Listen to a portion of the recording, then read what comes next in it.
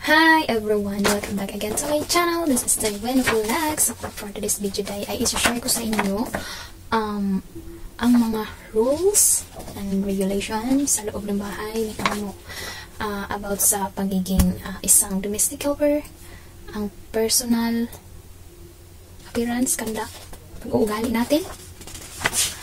Then, about sa holiday, about sa pag-aalaga ng bata at matanda, sa paglilinis, sa pagkain, sa paglalaba, punishment, ayan, outing. So, ayan ang nakapaloob dito. Ito yung sinasabi ko sa inyo na pinirmahan ko, di ba, pag dumating ako nung hapon, then umagahan, kinabukasan, ito ang pinabasa sa akin ni Amo. Ang kanyang patakaran sa loob ng bahay. Mga bawal gawin. Mga ayaw nilang gawin mo sa loob ng bahay nila. Ayan, pinapirmahan sa akin. So, iyan ay isa-isahin natin ngayon. Baka isa ka sa first timer na gustong mag-apply dito. At ma-encounter mo to, ano ba ang gusto nilang maging helper nila. So, ito. Kailangan mong maging malinis lagi, maayos. Tapos, maging mabait sa kanila. Hardworking, honest, gentle, sincere, kind, generous. Pangatlo, wag magsisinungaling. Lagi i-maintain yung kalinisan sa bahay. Bawal na bawal, number 5, bawal na bawal gumamit ng cellphone o telephone habang working time pa. So, kailangan pang-anim, sumunod sa instruction. Focus sa trabaho mo. Number 7, kailangan matapos mo on time ang trabaho mo. Pang-8, kailangan mong matuto ng Cantonese na salita at walang Filipino word. Yan ang ito nakapaloob. Yan ang number 1. Kailangan mo maging. Sa personal na hirap magano. Ito naman, pag-uugali mo. Paano ka maging makikitungo sa kanila. So, ito, number 1, ayaw nila ng mahabang buhok. Kailangan hanggang dito lang. Laging nakatali. Ayaw nila may bangs o harang sa mata mo. Ayan, ayaw nila. Pangalawa, yung kuko mo, kailangan maiksi lagi, paa at kamay. At ayaw nila ng may kulay, may cutics sa araw ng trabaho mo. So, sa day off, okay lang, ano yun, tanggalin mo pagbalik. Number 3, ayaw nila ng sa pananamit to, ayaw nila ng bakat, maiksi. At tulad ng leggings, ayaw nila. Yung short na maiksi, ayaw nila. Yung kita, yung dibdib, ayaw nila. Then, kailangan laging nakalagpas tuhod ang suot mo. Yan, number 3. Number 4,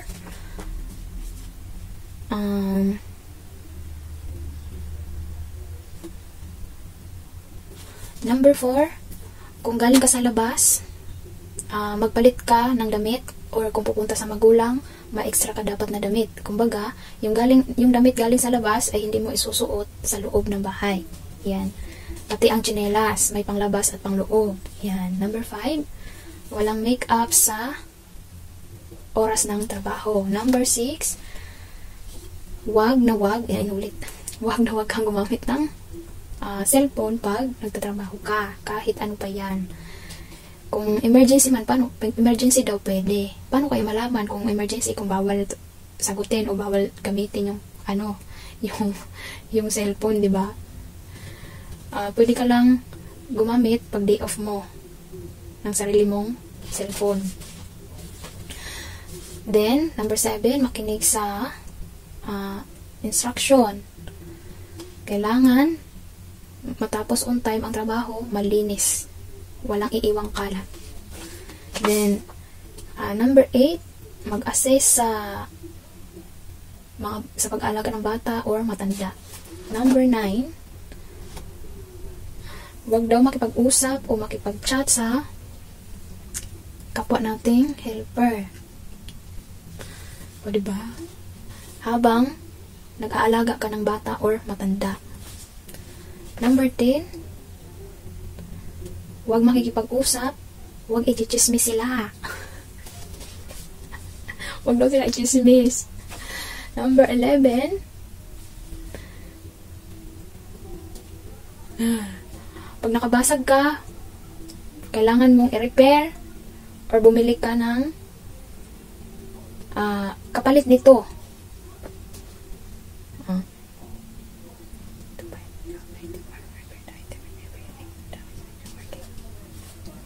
Kailangan mo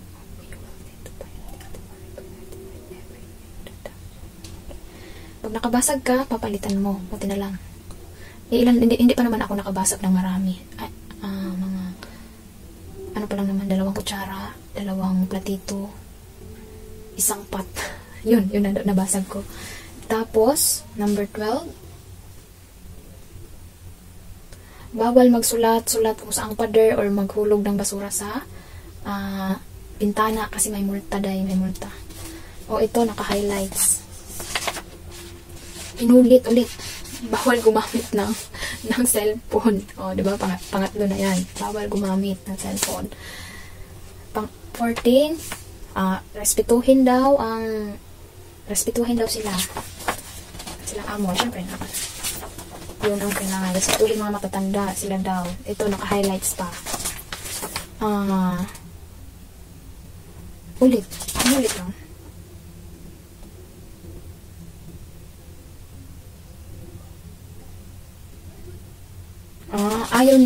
Sa number 14, ayaw nila na i-chismis sila sa mga kapitbahay namin dito. Ayaw nila. Then number 15, ito, yun nga, irespeto ang matatanda, maging mapasensya, at makinig sa instruction nila. Wala namang problema. Number 16, kung nagkamali ka, nakabasag ka sa loob ng bahay, ito naka-highlights. Sabihin agad sa kanila, wag mo daw ilihim kasi malalaman yan. Yan ay makakaapekto sa tiwala nila sa'yo. Then, number 17, maging, gusto nila yung binabati mo sila ng good morning, ganyan, gusto nila yun. With the smile, o diba, ganyan. Hanggang ngayon naman, ganun pa rin ako kay amo. Depende na lang kung dumating siya tapos kumakain ako, nagsamol ako, so hindi ko siya mag-grade. Ganun na. Kay among babae lang. Yan lang, si among babae lang yung ginaganyan ko. Hindi na si lalaki kay kakahiya. So, number 18, naka-highlights. Kailangan lagi mong, kasi panahon pa ni COVID maghugas ka lagi dito, mula dito hanggang kamay, bago ka maghanda ng mga pagkain, gatas ng bata, mag-alaga ng bata. Kailangan maghugas ka muna ng kamay. Number 19, maligo ka araw-araw at magpalit ng damit araw-araw. Then 20, walang kakain sa kwarto. O dito nga sabi niya, 1 beses lang ako maglabas sa 1 linggo. Pero wash and wear nga lang ako. Mga 2 to 3 days naglalaban ako. Then ang bra at panty ayaw niya isama sa washing. So hand wash, yun ang gusto niya. So number 21, naka-highlights. Wag mangutang sa bangko. Yan, wag mangutang sa bangko. Number 22, maging malinis lagi sa katawan. Number 23, wag mag-imbita ng kaibigan, kakilala sa bahay nila. 24, ayaw nila na magsalita ka sa salita natin ng Tagalog, kumbaga Bisaya or ganon. Number 25,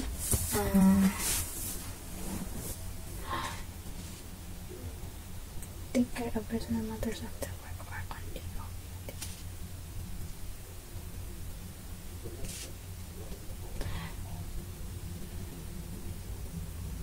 Number 25, so dito na tayo sa holiday.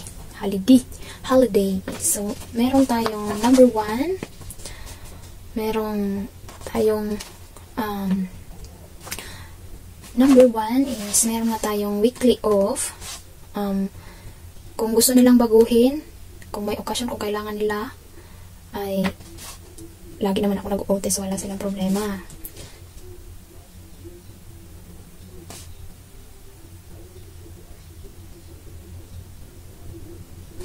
Number 2, sasabihin nila sa'yo, ang day off mo, weekday, Saturday or Sunday. Number 2, sasabihin nila sa'yo, ang off mo, Saturday or Sunday. Then, number 3, bawal ka halimbawa kung gusto mo mag-order ng, hindi ka lalabas ng bahay ni amo mo, bawal kang gumamit ng telepono nila or address nila para magpa-deliver sa bahay nila ng pagkain mo, bawal. Then, ito nilabag ko. Ayaw nila nagamitin mo yung address nila. Pero dito ko sinend yung pin ko. O diba, bakit? May nilabag din kayo. Number 5, naka-highlight. Ayaw nila na mag-shopping ka tapos ipa-deliver dito. Ayaw nila. Number 6, during day off mo, kung may nasira, nawala, kailangan mong bayaran. Bibili ka sa day off mo. Number 7, walang bisita na pwedeng pumunta sa bahay ni amo. Kung naka-day off ka o gusto mo dito, bawal.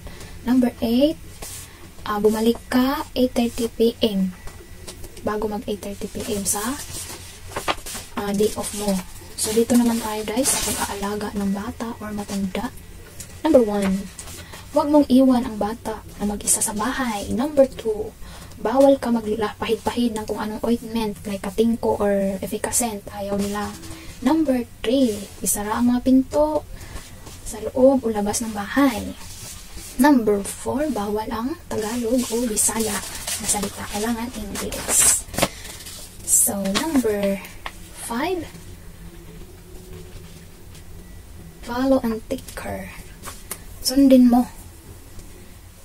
Number 5, sumunod sa matanda kung saan sila pumunta or kung magstay. Ingatan na hindi magka-injury. Kung magka-aksidente man, sabihin agad. Kaya yan ang ginagawa ko dahil. Then, lagi mong i-assess. Assess ang bata o matanda. O any punishment or scolding to the children are forbidden o pinagbabawal. Bawal tayo magalit sa kanila. Then, maging mabait. Sincero. Number 11, huwag kang gumamit ng phone habang nag-aalaga ng bata. Number 12 ay huwag hayaan maglaro sa kalsada. Doon lang kayo sa safe na lugar, of course.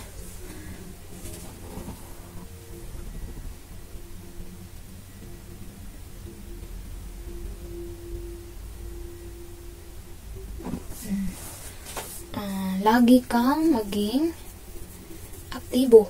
Laging alalahanin na pagkainin sila, alagaan sila, paliguan, tulungan sa homework. So, ayan. Sa paglilinis naman, day. Haba nata. Sa paglilinis, day, kailangan, ayun, malinis, maayos, sumunod sa instruction nga, top from the bottom, kailangan malinis. Lahat ng area, kailangan malinis. Kahit daw yung hindi nakikita, kailangan malinis. Sundin lagi ang daily kasi dati dahil meron kaming daily routine, hindi ko na nga keep yun tago.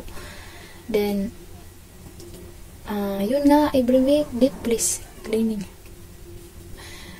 Ako, Diyos ko, hindi na kaya ngayon. Noon kaya pa, isa pa lang alaga ko ngayon, Diyos ko. Sila na gumawa. Kung hindi ka nag-iingat, makabasag ka, palitan mo, bumili ka. Ayan, kung may mawala na gamit, o lagi nawawala kutsara, bakit ako? Lagi ako, wala kayo. Anin ko naman yung kutsara ninyo, Diyos ko. Kung kala nyo na makabasag ako, i-review nyo lang yung camera dyan, 24/7 naman yan.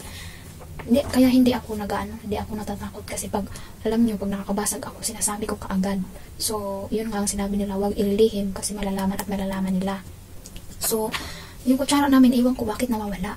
Kasi pag ako naghugas tayo, inuuna ko, bago ko nililigpit lahat, kutsara, chopstick muna ang kinukuha ko. So, hindi siya mamimix sa mga basura. Ganon ang ginagawa ko. So, hindi niya ako nasama ko sa basura. Hindi niya ako noon kasi minsan yung alaga ko, pag yung lola nagbabantay, naku, pinagtatapon yung mga gamit, nakita ko yung cup niya, doon na tinapon na niya, kinuha ko na lang. So, sabi ko, baka yung anak mo, sabi ko sa kanya. So, yun nga, kailangan matapos mo yung trabaho mo on time. Pag naglaba ka, light, tapos dark, paghiwalay mo. So, ang nangyari naman is, pang-alis, puro pang-alis, pang-bahay, puro pang-bahay. Kasi hindi naman sila mahilig sa puti. Si among lalaki, mahilig sila sa itim. Then, linisin lagi araw-araw ang CR at kusina. Then, 11, sahig, map, at vacuum araw-araw. Then, sa pagkain naman tayo, dahil kailangan maging malinis yung linisin mabuti, lutuin mabuti bago ihanda, ipakain sa kanila. Ayan, pre-boil the Chinese ingredient before making soup. So, ito naman about sa pag-food, sa food is the meat or seafood. Sa pagdating naman kasi sa pagkain, si matanda yung natuturo sa akin. Naapa siya ingon diri, don't overcook. Don't overcook daw. Unya, lata ang gusto. O, kung naa ko no'y, kanang masayang, ganun ba? Istrikto kayo siya dito. Kung may masayang, masira daw na pagkain dahil sa kapabayaan ko, kailangan kong bumili ulit ng ganun. Pera ko na. Kaya nakakatens kaya nung ako nito nagbasa nito, Diyos ko. Sabi ko, tatagal kaya ako dito. Istrikto yung mga niya. So, dito naman tayo sa paglalaba. Paghuhugas ba to? Paghuhugas pala to. Hindi pala nang... Dito naman tayo sa paghuhugas. Hugasan mabuti ang mga pinggan, kutsara, baso. Gumamit ng tamang sabon para sa paghuhugas. Then, yun nga kasi diba yung mga may iba-iba silang ito para sa floor, para sa ganito, ganyan. So, follow nyo na lang talaga yung ganun. Pati sa paglilinis, may kanya-kanyang detergent yan. Sa kusina, para sa salamin, para sa toilet bowl, may kanya-kanya. So, gumamit ng tama dun. So, pag ito na. Pag outing, pag nasa labas kayo, number 1, sundan lagi yung bata. Focus lagi ang mata sa bata. Iwasan maaksidente. Kung delikado yung area, wag mo nang hayaan yung bata doon. Then, wag gumamit ng phone kung nasa labas kayo na nag-aalaga ka ng bata. Then, sundin ang instruction nila. Maging mabait, caring and loving sa mga bata. Yan. Ito tayo. Punishment. Sundin yung rules and regulation nila sa labas o sa loob ng bahay nila. Huwag magtapon ng basura kung saan-saan.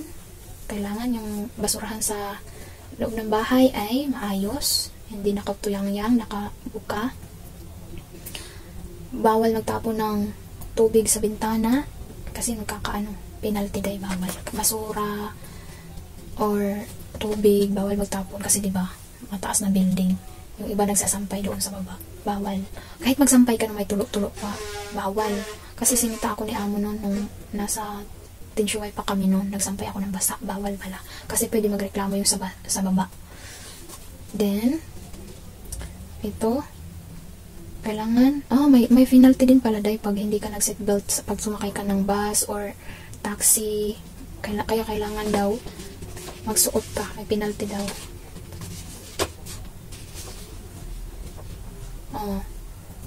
Kung may nilabag ka na batas dito sa Hong Kong, ikaw ang bahala ka na sa buhay mo.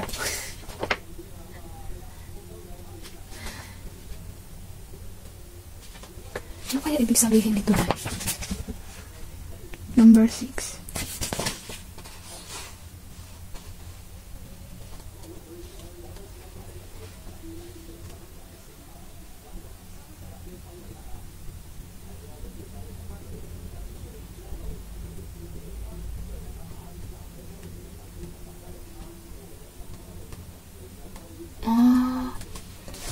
i-terminate ka nila na walang bayad pag lumabag ka sa lahat ng gusto nila. Number 8. Nilabag ka dito, binigyan ka na nila ng warning, kailangan ikaw na yung mag-break ng contract. Ikaw na automatic pag nagbigay na sila ng warning, kasi may nilabag ka sa ano nila, matik na ikaw mag-break. The end. Yan, kung isa kang first timer na gustong mag-apply dito, yan, ito ang pwede nyo rin maging, diba? Kaya medyo na ano ako dito. So ayan lang for today's video, dahil sana may nakuha kayong idea kung paano maging helper dito, ano yung gusto nila maging helper nila, ha. So ayan lang for today's video. See you next vlog. Bye bye. Don't forget like and subscribe my channel.